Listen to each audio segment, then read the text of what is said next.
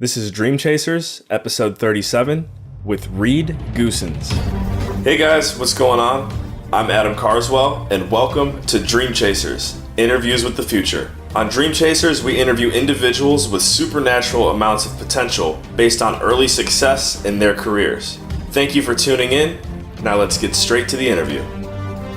Hey guys, this is Adam Carswell, and today I'm joined by Reed Goossens. Reed is the host of Investing in the US. He is originally from Queensland, which is just north of Brisbane, Australia, and went to the University of Queensland as well. He now lives in Calder City, Los Angeles. Reed, thank you for being on the show today. And do you have any opening remarks for our listeners? Mate, thank you so much for having me on the show. It's a real pleasure to be on and helping you grow your platform. It's pretty awesome what you're doing. Thank you. I have to say the same to you. A real reason why I wanted to interview Reed today was not only to share his story, but to highlight a little bit of what he's doing, especially on the content creation side of things. He's very well connected with some other people that I'm also well connected with in the industry, Hunter Thompson to be specific. And so, that's how we really know each other. We met this past November at the Intelligent Investors Real Estate Conference in LA, and I'm sure we'll cross paths many times after this. So definitely an honor to have someone on the show who's, I'd say, a few years down the line of where I want to be. Oh, mate, love being here. So Reed, tell us, how long have you been producing Investing in the US? Yeah, so I guess I could start with my story, right? And I first moved to the United States back in 2012. And if I actually rewind the clock even further than that, I first got involved in or wanted to do something with my life. And we all face that challenge of get out of university and what do you do with yourself? So my background's in structural engineering. I am a qualified structural engineer and what's called a chartered structural engineer in Australia and in the Commonwealth countries. After I graduated in 2007, I went straight to London to work on the 2012 Olympic Games in 2008. And that was an incredible time in my life, early 20s. I wanted to get abroad. I wanted to see the world. And I did about 18 months in the United Kingdom, I should say. And then I went to the south of France and started working on these super yachts, these mega yachts. And from there, I spent a year. I actually met my wife, which is my now wife, which was my girlfriend back in 2009. And we met and we sort of kept in contact. I went backpacking around Europe and I went back to Australia and I'm sitting there going, what the hell do I want to do with my life? And that really is, the pivotal moment in 2010 where I'm sitting in this cubicle thinking, geez, I'm not going to be doing this for the next, 40 years of my life. And I picked up the book, Rich Dad, Poor Dad. And that really was the sort of speaking to me. I felt like this, athlete on the sidelines and seeing my life go by. And I wanted to, take control. So cut a long story short, my wife or my girlfriend at the time, who's now my wife, she moved out to Australia to do a master's. She was there for about a year. We then moved together to the United States and in 2012, I didn't have a job. I quit my well-paying job in Australia and got up and gave it a crack here in the United States. And from that, when I first moved to the United States, I had to learn all these different things that Americans do differently to Australia in terms of real estate investing. And that was, I had to learn the lingo, I had to learn the legal system, I had to learn how to get money, in terms of debt. And through that, I was facing a lot of obstacles and challenges. And I also heard, there was not many people speaking to international investors like myself, fresh off the boat. And through that and trying to develop a thought leadership platform, I decided to start investing in the US and it's called The Ultimate Guide to US Real Estate. And I really niched at the beginning to talk only to international investors, but I gave it the title knowing that investing in the US, you can do a lot of things investing in the US. You don't have to just do real estate. And I've been doing that for the last 3 years. I've interviewed probably over 200 entrepreneurs and CEOs and, thought leaders in the space. And now I niched, went really hard at the beginning, and now I'm pivoting and, talking more broadly about real estate investing and just investing in general and building, talking to CEOs and how they build culture within their business and really anything that makes an entrepreneur tick and their story and how they got to where they've got to in the space, to achieve financial freedom. That's really what my show is all about, and teasing out the trials and tribulations that they've gone along the way. But I started with an idea to be that thought leader or be the number one person talking to the international investors at the time, because I was the only one talking to the people at that time. So that is how it started for me. And through that, it's morphed into a more general investing show and thought leadership platform. Yeah, and I just want to validate that. And for anyone listening who's not familiar with Reed's show, go ahead and check it out. Make a note of it. It's Investing in the US podcast on iTunes, I believe. Where else can it be? Where else can they listen to it? iTunes, SoundCloud, Stitcher, Google Play, wherever you podcast, you'll find me. So yeah, just type in my name, Reed Goossens. I have a really weird name. It's ReedGoossens. I don't think there's any other Reed Goossens in the world. And if you type in that in podcast, you're going to find me a pretty Googleable these days. Thanks. Yeah, we'll touch on that again at the end of the interview. But Reed, also, I noticed you use the phrase "give life a crack." If I'm correct, that's kind of your slogan, right? Yep. We speaking about brands and mission statements and all that sort of stuff. It's taken me a while to develop one, but really what giving something a crack, giving life a crack is really what I'm about, quitting my job in Australia and moving halfway across the world to achieve financial freedom. If an Aussie can do it, why can't the average American? I didn't go to school here. I didn't have a network when I started. There's no friend, there's no family members here. It was literally just me fresh off the boat. And again, if I can do it, move halfway across the world in order to achieve financial freedom through real estate, then so can the average person. And so my brand and my mission statement now is, it's taken me a little while, but it's a tagline. It's be bold, be brave, and go give life a crack. And that it's got nothing to do with real estate. It's just got everything to do with living the best life you can and living up to your potential. Because one of the biggest fears I have in my life is unfulfilled potential. I'd hate to wake up when I'm 50 years of age and go, geez, I wish I gave that a crack or I gave that a shot. And I'd rather have a go at something and fail than not have a go at all and sit on the sidelines because, that's unfulfilled potential. Absolutely. I love that so much. When did you realize that this media platform, the content creation that you're working on, when was this something that you're like, wow, I want to take this to the next level? Well, look, I'm a structural engineer. I'm very much a black and white brain. I don't have any gray, and I'm very mathematical, and I didn't know any about this sort of stuff. I had a mentor at the time who helped me, think about thought leadership, which I sort of took and ran with it. And it's really, we're in 2019, back when I first started back in 2015, it was people, you've got to be Googleable. You've got to have that thought leadership platform in order to give away awesome content so people can, be in your sphere, so I can raise more money for my real estate deals, to be that the education piece. And I didn't know anything about it. I didn't know about being a published author. I'm now a published author. I just launched my first book. Been having my own podcast show. It helps build a thought leadership aura around me as my brand, and that in there puts me as like a key person of influence in my space. So, being a thought leader helps to attract investment opportunities, helps to educate those who don't know much about the space. And the reason, and I didn't know that I had to do that, but I learned it. And part of being an entrepreneur is being able to learn and break the shackles of what we've traditionally been taught in life, and go get a job and be in there for 40 years. And again, goes back to that unfulfilled potential. And I'm the first one to say that if I don't know everything, I will never ever claim to know everything. I'm a constant learner of things, and that's marketing to investing to being a good husband to speaking on stage to having a better podcast. All those things to combine to be an awesome entrepreneur. I've got to constantly keep evolving, and evolving means that you have to start a thought leadership platform. You have to start a podcast, and you have to be published. Now, I'm not saying that that's for everyone. And it definitely was, nerve-wracking just to put yourself out there and being vulnerable on a podcast and stuff like that. But that is the way in which you get your message out. Everyone stands on a mountain of value. It's about how you're getting that value to other people who can then benefit from what your experience is. And everyone has an awesome story. So it's a learned skill. It's nothing that I didn't have an agenda going into it. It was more just like, I've got something to say. And I think it's really interesting because I have a different perspective, because I am, from another country, and I was able to make it happen here in the United States. Yeah, and I'd have to say you do a really good job of leveraging that story. Because again, before we even connected, I'd say probably using the phrase that you just used, you were already Googleable. I already knew who you were, and I knew that you were someone who started from scratch from Australia and moved to the US. I guess my next question to follow up with that would be: is there any hacks or anything in particular that has made you Googleable? You're like, oh, wow, that worked well. Like I would share this with someone else. Yeah, look, I think at the end of the day, being genuine in the way there's a lot of sharks out there. I really, really, really, really take my brand, the Reed Goossens brand, very seriously. Integrity is so important to me.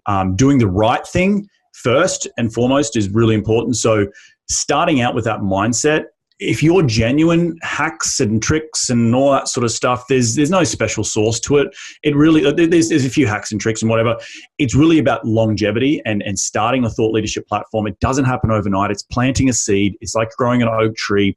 The more you do it, the more in which iTunes sees that you've got, 150 episodes, 200 episodes, you've been doing it for 3 years, you're more Googleable, and it's like SEO. It takes time to evolve. It doesn't just happen overnight. But in terms of your specific question, in terms of hacks, obviously, if you're starting a podcast, having really good thought leaders on the initial shows to help go to their audiences, making sure that anytime you do have someone on a podcast, you email them and say, hey, here's a link to the podcast. Please share it with your community. And 9 times out of 10, they will, because they love hearing most people love hearing themselves speak. Who doesn't like speaking about themselves for 45 minutes? So that is all the different hacks and tricks. But in saying that, you have to have that long-term mindset that it's not going to happen overnight. This is a marathon, not a sprint. Building any business takes 5 to 10 years. It doesn't happen overnight. And being genuine, being down to earth is really what I'm about. I hope you can hear it through my voice, and I'm very approachable. I tell it how it is. There's no BS on my show. It's just and how I interview. It's real life. Mm-hmm. I don't try and smoke some mirrors and as I say, blow smoke around. So yeah. Reed, what is your why? Yeah, so my why started out with being financially free and being my own boss. My why has transitioned into not only that, because I am now my own boss and I am somewhat financially free, but it is also so to have a great portfolio of investment deals, to have a great legacy of podcasting and thought leadership. And look, I'm only 30, early 30s, and I'm not just going to sit on the beach and do nothing for the next 40 years of my life. I have more of a why that makes me tick. I'm very socially aware. I'm very politically aware, regardless of what side of the spectrum you're on. But I'm also about sharing the knowledge with everyone, and that's why I like to interview people. It really makes me tick. It's the juices. I get off of these shows and shows that I do, and it gives me so much energy, because it's just like collaborating with awesome thought leaders. That's awesome, And in terms of the why, I want to be the best husband I can be, the best son, the best brother, the best business owner. In a logical sense, and provide the best investment opportunities for my investors. So that's really my why, and it will probably evolve over time when I have kids and all that sort of stuff. But for right now, it's just in saying that, this whole 10-year horizon and goals, I've kicked that out the window a little bit. If someone asked me where you would be in 10 years, like, I don't have a bloody clue, right. But I know that I'm going to work as hard as I can in the next 2 years to open as many doors as I can and just walk through those doors and see what happens. And again, go back to integrity and all that sort of stuff, having that being a very the foundation of any brand. I think that's the way you got to live your life, is like, live in the present. Don't worry about what's going to happen. It will happen. And in 10 years, whatever happens down the road will happen, and we'll face it as, good or bad. Agreed. What would you say are now some of the downsides to being in the thought leader space? And then what would the positives be? So downsides are definitely, you get, I just saw the other day some Facebook profile, someone was claiming to be my content creator, and I was like, you're not my content creator. I think it's just a bot on Facebook, and I don't know how to get rid of it. It's there. Hopefully they don't tarnish the brand, but yeah, it's, go on the record right now. If you see anyone called Stacey Park, that's not nothing to do. No, not associated. They're the downsides. Obviously the upsides outstrip the downsides, and you're always going to have the tall poppy syndrome people out there that are going to be, try to cut you down to grassroots. But you stay true to yourself and what makes you tick. Again, I go back to that.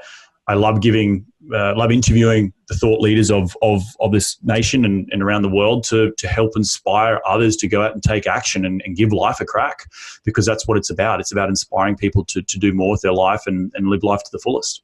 And speaking of other people in the industry, are there any thought leaders or others that you're inspired by that kind of help you continue to give life a crack?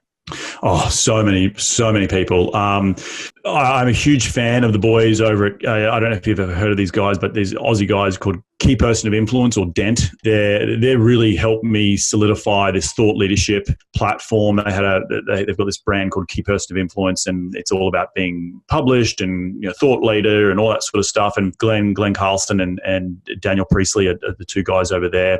Obviously, people like Gary Vee are very influential.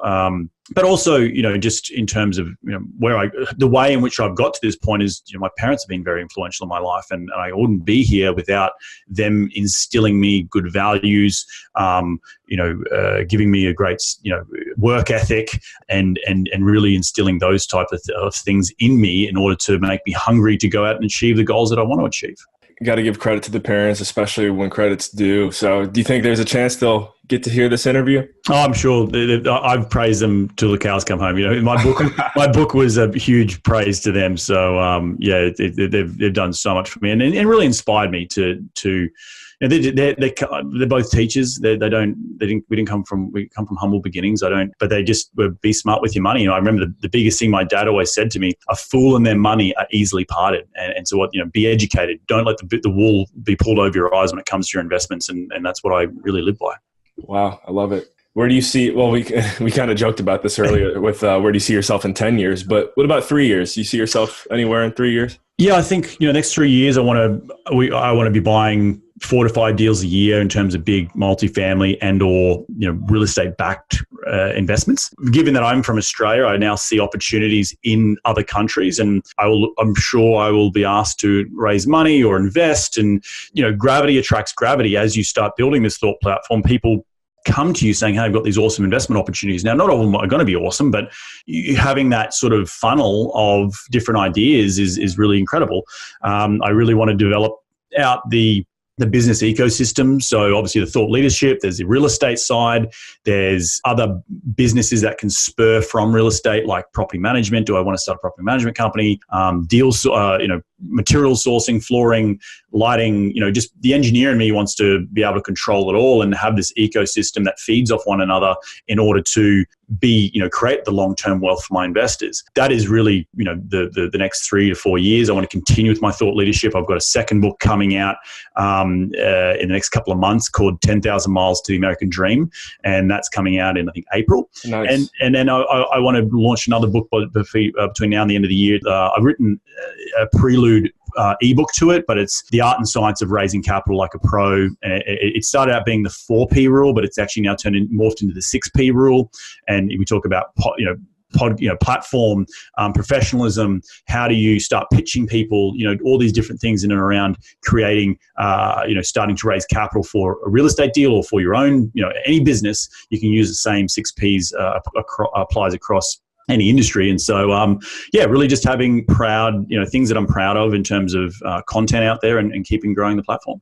A term that I heard just the other day, I interviewed Ellis Hammond, and he used the term be evangelistic about what you're doing, speak it into existence, let people know what you're striving for. It's kind of funny because I think about a character like LeVar Ball. I don't know if you're familiar with him at all, but he's kind of spoken his son's existence in the NBA into existence. Right. So, you don't necessarily have to be the big baller brand type of person about it, but I do like that you're very comfortable with putting your goals out there for everyone to hear. Yeah, I think you have to. And it's also something that, journaling is a skill that I had to learn. I wasn't very good at it, but it's something that you write your goals down, you get it out of your head, it's on a piece of paper, and you do it every day and you do it methodically. It starts to become real. You start telling yourself, yeah, this is going to happen, this is going to happen. A goal of mine was to get to 1,000 units. Well, I really surpassed that in less than the time, a fraction of the time that I thought I was going to get to. And so now it's like, okay, what's the next big goal? The more in which you put it out into the universe, the more the universe will give back to you. So yeah, I'm very much a believer in that. Nice. So I want to kind of tie these two questions together because you've already given a lot of good advice. Advice for any content creators that are out there listening, maybe still looking to get started. Can you give an example of something that maybe you wish you would have done differently looking back? Yeah, look, I think in terms of, the best piece of advice was niche till it hurts. That's what the guys there at KPI talk about. Niching is really important, but niching and then pivoting. I guess the probably not spending as much time as I should have in the first formative, 6 months of the podcast to help it really grow. But understanding that, it takes time. So, not expecting it to all happen at once. And looking back on it, it's started to blossom into a beautiful flower or tree, as I say. But just knowing that it's going to take the time and it's not going to happen overnight. I think that's the biggest piece of advice for any thought leader. It literally is like planting seeds, and you got to be consistent with it. Choose what consistency works for you. I see a lot of people doing the daily stuff, and that's a lot of bloody work. If you think you can do it, great, but you remember, don't get burnt out. And I had a bit of burnout at the beginning where I was, I wasn't systemizing it enough to allow me to not be the bottleneck. So make sure you got your editors on board. Make sure you got people posting it for you, so you're not that bottleneck. That's probably the biggest piece of advice for thought leaders out there. Right. Yeah, the power of outsourcing, and especially outsourcing decision making. That's something that I've been talking to a lot of people about recently as well. But cool, Reed, thank you so much for all the value you've added to our lives so far. I really think there's been some great insights that you've shared through this interview. And now I got some fun questions for everyone listening to really feel like they get to know you on a personal level. The first one is, what was your favorite moment of 2019 so far? Second one is, what is your favorite t-shirt that you own, and or maybe that you have owned in the past? And the third one is, what is your favorite Australian city? And I should say probably besides Queensland or Brisbane, because I feel like that might be your go-to. Yeah. So the first one, which was what, the highlight of 2019? Is that correct? Okay, so I literally just got back from 2.5 weeks in the Philippines on my belated honeymoon, and I turned my phone off and I got to a third world country, and it's bloody awesome. I'm putting the final touches on a blog about the benefits of international travel, particularly going to third world countries. Nice. And just the rawness of being in an Asian country. Obviously, there's a lot of poverty, but it's so raw and so fast-paced, and these people are just so beautiful in terms of the way they live their lives, when some people don't have a lot and they still are able to just live in the present, and being around that is infectious. And so traveling quote unquote backpacking around the Philippines for the 2.5 weeks at the beginning, the first 2 weeks of January was incredible, and experiencing new culture, new language, new food, new environment, the different ways of thinking. It helps you as an investor, as a business leader, as a thought leader, take the blinkers off, and having that international perspective is so important. And we get caught up with all our crap that we've got in Australia and the United States and Europe, blah blah blah, and just taking 30 seconds of pause and seeing life from a different point of view is really important and humbling. It sort of checks your ego at the door a little bit. So that's been the biggest takeaway. Favorite shirt? I don't have a favorite shirt, I don't think. I try to be as minimalistic as possible. I do like, looking good and all that sort of stuff. But one particular shirt, I did have one shirt. It was just a normal t-shirt, but it had a kitten face on the pocket. It was one of those pocket shirts. And I jokingly, when I first had it in New York City, people were like, "Oh, that's a really awesome shirt." And I sort of made up this fib. I was like, "Yeah, go to kittypocket.com and I'll print you a shirt." And I was just like seeing it. And I was like, "Really?" And I was like, "No, I'm just joking." But people were like kind of interested. And I was like, now I see on Facebook and all these things, like these socks that you can print with your animal's face on it. It's like, darn it, I should have done the kittypocket.com or the doggypocket.com. And that was, it was a peacocking thing, but it was people liked it. You still have the shirt? I think I still have it to wear around the house, on a lazy Sunday. So it's pretty funny. And what was the third question? The third question is favorite Australian city, but I did want to highlight that preferably not Brisbane or Queensland. Yeah, look, Australia's got a lot of beautiful beaches and cities, and I personally love place. I'm from Noosa on the Sunshine Coast. It's a big, it's not big, but it's a little surfing community. It's definitely on the backpacking trail or the tourist trail. My second favorite place outside of Noosa, which obviously is my hometown, is a place called Byron Bay. It's on the north coast of New South Wales, between, probably 2.5 hours south of Brisbane. I'm from a place about an hour and a half north of Brisbane, but this other place, Byron Bay, is really, really, really awesome. So yeah, that's my other second favorite city in Australia. Cool. Byron Bay, how do you spell it? Byron, so Byron, and then Bay, Bay, Byron Bay. Nice. All right. For all you travelers out there, go ahead and Google Maps that thing. Great, Reed. Well, thank you again for everything you've shared today. What's the best way anyone can follow up with you and get in contact with you? Yeah. Head over to my website. It's reedgoossens.com. You can, if you're interested in, getting a free chapter of my book, go to reedgoossens.com/books, plural, and click on the Investing in the US, the Ultimate Guide to US Real Estate. You'll see it and download a free copy. You can also get my ebook, which is the Art and Science of Raising Capital Like a Pro, the 4P Rule, which is coming out at 6P at the end of the year. There's a lot of ways you can get in contact with. You can listen to my podcast, as we've talked a lot about. You can hit me up on the website if you're ever coming through LA and you want to get a beer or a coffee or dinner or whatever, and you want to talk shop, then hit me up. It's pretty easy to find me. Great. Any parting words before we close it out? No, mate, look, doing an incredible job. I thank you so much for having me on the show. For all your listeners out there, just remember that little slogan, be bold, be brave, and go give life a crack. Live life on your terms. Love it. All right, guys, thanks for tuning in. This has been another episode of Dream Chasers with Reed Goossens. Remember, in all you think, say, and do, take it to the next level. And I should say, give life a crack.